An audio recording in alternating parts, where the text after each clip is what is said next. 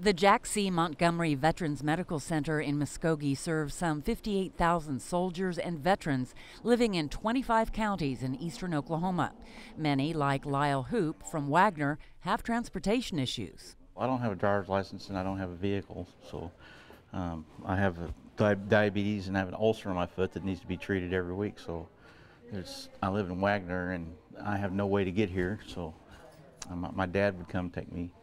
Once a month, he'd come down and bring me down here from Tulsa. He believes his health suffered because he couldn't get here on a weekly basis.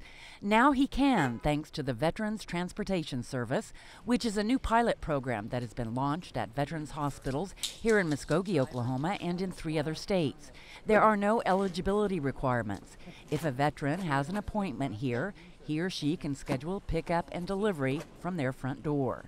This van is now taking Lyle back to Wagner, but on this day it has also had pickups in Miami, Veneta, and Claremore.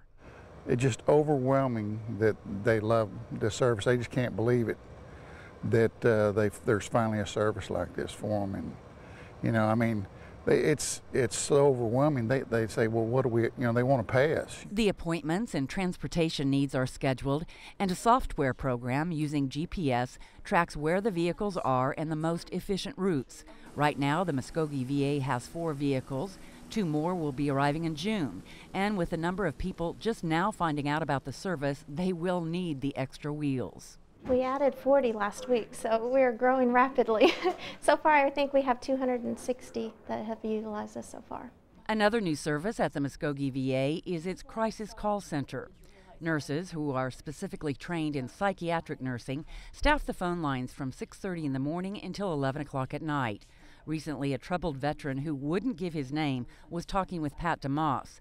The only revealing information he did give was the time and day of a doctor's appointment scheduled here. It would have been the 5th call since midnight that he had made asking for help, that he wanted to hurt himself. He was going to commit suicide. He had the gun right there.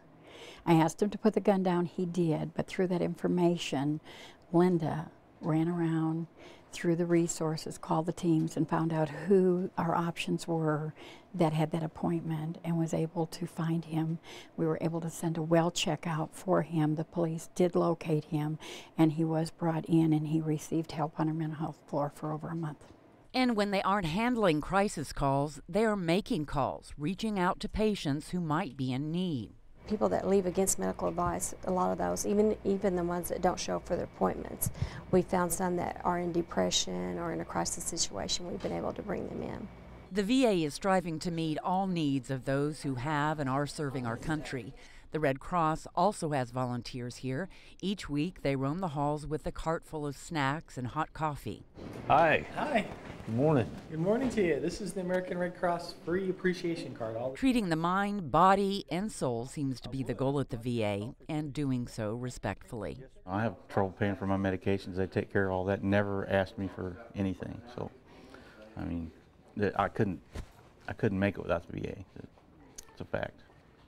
If you need free transportation to the Jack C. Montgomery VA Medical Center, call the toll-free number at 1-877-905-4538. For the Crisis Center, call 1-800-273-TALK.